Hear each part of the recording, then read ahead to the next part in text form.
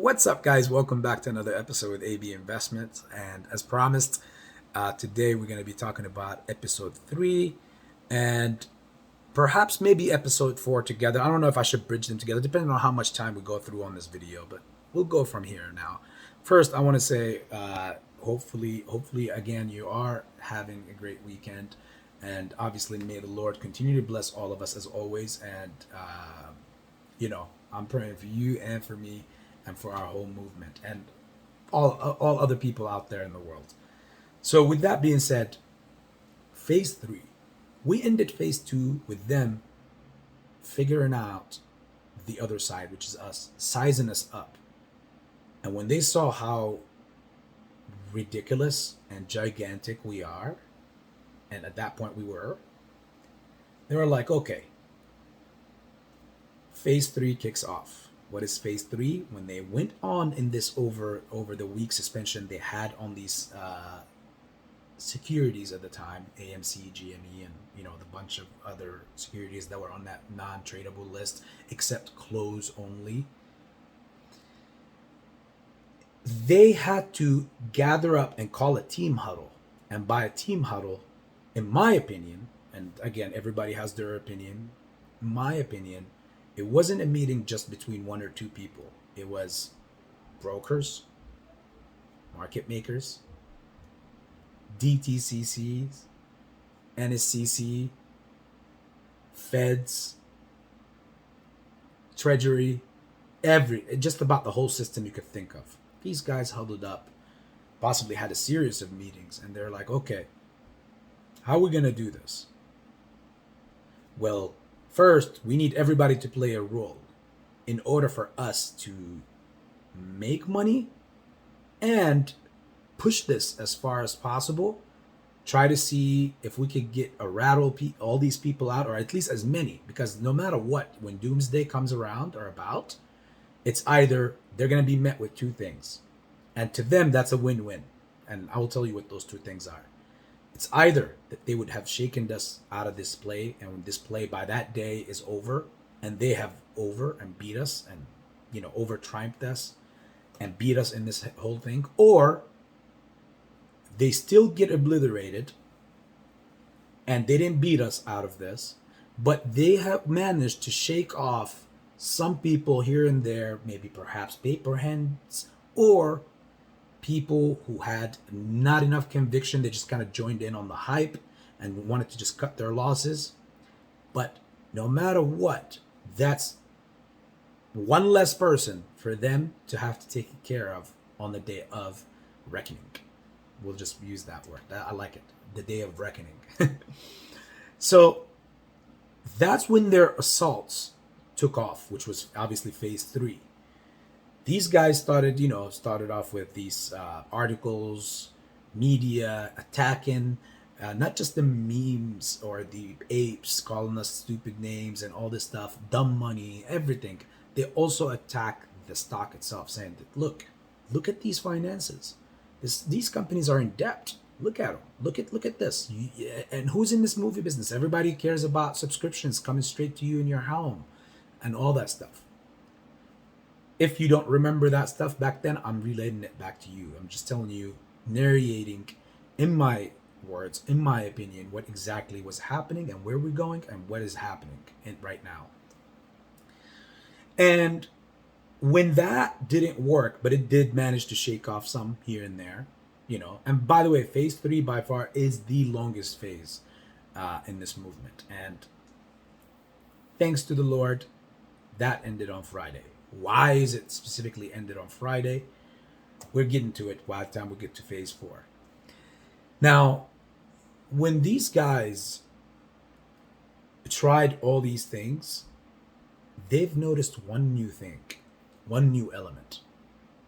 They've noticed that the people that they're against, which is us, are getting more stubborn now. Not just sophisticated with or learning the market even better, they're also getting more stubborn. So it kind of in a sense of, you hear this around a lot where maybe you are even one of them that are saying, I'm taking these shares with me to the grave. If if this thing doesn't kick off the way that it kicks off. And not because arrogantly, or not because we were like, hey, we just want this to pop, therefore it has to pop. No.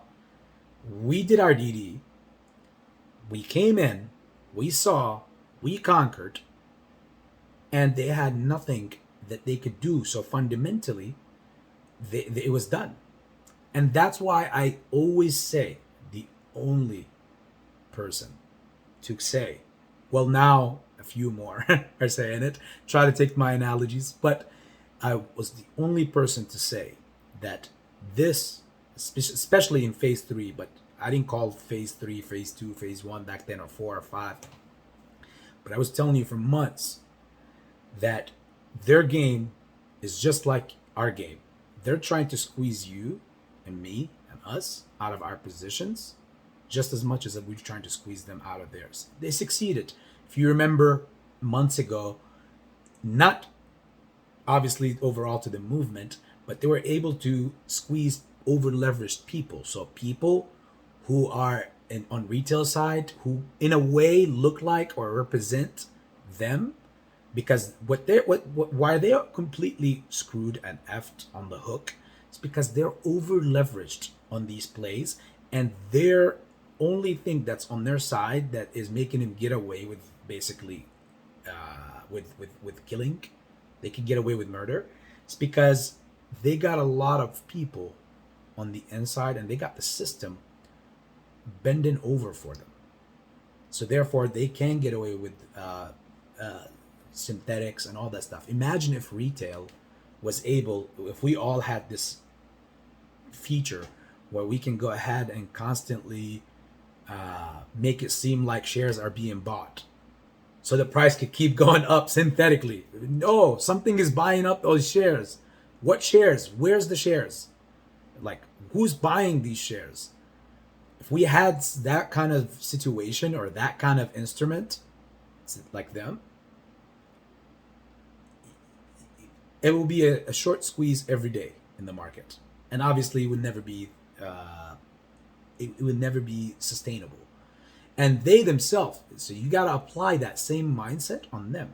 So what they're doing is completely unfundamental, completely illegal, manipulative, and everything, but it's unsustainable. You can't sustain it for good.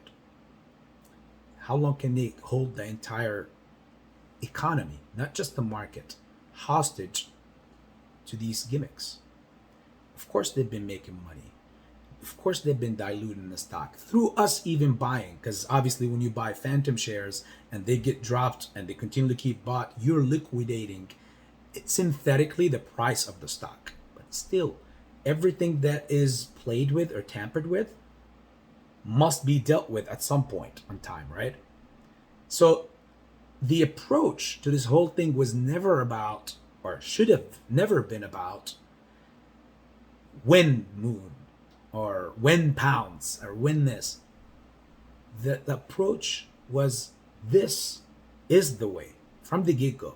Doesn't matter how long it takes or what is it going to take. This is the way. And when they came out of that huddle meeting and backtracking a little bit and said, we're going to kick off phase 3 now, their only way of obviously doing this to get us to this point, a year and a half, almost 2 years later, was by constantly phantomly diluting the shares of the stock price, adding to their short positions nakedly, which sounded just so wrong right now. On top of all that, that helped them set it down longer in the hopes of getting people to stop that hold mindset, because that's what they're totally against. So phase 3 is totally about, you are in the wrong plate. That's what they're trying to get to. You're in the wrong place. Here's what you can do. Look at these stocks. Every day there is a squeeze. Every day there's a stock going up 100, 200, 300%, whatever. You're just sitting there and waiting. And you can't, all of you can't come here and tell me that you have not, either you or somebody else around you haven't, that you didn't even witness a situation where people are saying, man, What the hell? Why are they letting them get away with murder? They're doing all this manipulation and no one is doing nothing about it. Basically, frustration. That right there is the art of war. That is their psychological battle. They want you to be there. They want you to go there. They want you to be in a point where you feel like you're barking at a tree, but at the end of the day, the tree is never going to talk back. And when you feel like that psychologically, you're going to be like, okay, this is a lost cause. But the only issue with all of that for them, this is why you should be happy that this took this long and we're going through this. Because the problem with all that is by doing that, they have to sell something. You got to remember, in life, this is just applies to everything in life. To take, you have to give. No matter who you are in this life. Remember that. A lot of you know it, but I would like to reiterate that into your head. To take, you got to give. So what are you giving to take this? Sometimes the cost is a lot more expensive than what the value seems that you're getting in return. But it comes back down to you to evaluate that. They wanted to take, but they had to give something. What was it that they had to give? A lot and a lot and a lot of, one, people on the hook. Two, more in shares that shouldn't even exist, which is again turns into FTDs, which in this moment you are sitting on them, you are holding them, you, I, and so everybody else in this community are sitting on them because we kept buy and hold, buy and hold. And the only way they can unravel all that, even no matter what manipulative style they would have or come up with, at the end of the day, they have to fulfill all these orders when that moment comes or the day comes, because there can't be like there's no way possible that there will not be a stock market in the future, right? And the stock market can't move forward without all this deadlock being unlocked. And it's not just AMC, and that's why it's I've keep saying that the stock market has been held hostage for over a year and a half. It's not just AMC, GameStop, not even just memes. Look at the rest of the market. They benefit, don't get me wrong, from crashing the market. And we'll get into the idea, and I've explained a lot in many other videos how they crash it, so I'll keep it to that and why they benefit from crashing the market. But I will say here that this is their only solution coming out of that huddle. They had a contingent plan that if whatever they came up with, the whole manipulation, dilution, and all that stuff, if all that was not to work, then they had a contingency plan. That contingency plan is press the nuke button, destroy the whole thing. How do you do that? Well, we're living in those times right now. They're holding tight. They're giving the green light to do whatever and continue to collect. And when the time is right, the ball drops. Next thing you know, everything's got to be taken care of. How is it going to be taken care of? In 4 or 5 years from now, 2-3 years from now, when CAT system is applied, whenever it does get applied, there can't be any tracks that people or someone or some smart aleck guy or woman or whoever could go back in time and find that there's a lot of unclosed or failure delivers that were never taken care of from the market maker. So how can they close those? That's where you and I come into play. When that time is right and we start selling, basically, you're basically given those synthetics back so they can be matched with the FTDs that they never delivered, which is the synthetic that you give them back to them, depending on the price that you give them back to them. They were hoping that they were giving you a 30, 40, 50, when people were buying them most of the times back then when the movement first started in March, April, after June run up mainly. 40s, 50s, 30s. That was the average, I feel like, for the community. They were hoping that they could sell you a share at that price and make it an IOU and let it drag out, hoping that at some point when they bring it down to 15 or 18 or 14, that you would sell. That way, they really never gave you a share, but they took your money, and when you sell back for half or whatever the case, but just for hypothetical and math reasons here, we'll make it easy. We'll say you bought in at 30 and you caved in. You hypothetically, you one of those people that caved in and you couldn't handle waiting this long, so you just sold for 15. Remember that. You bought 30, you bought at 30 and you sold at 15. They never gave you a real share anyways, so it was an IOU. So they just gave you something and said, you know what, we'll just let it burn. We let this individual burn. I'm not talking about the overall community now. I'm just talking about one person in general. They were doing this with the entire community across the board, and not just AMC, but all memes.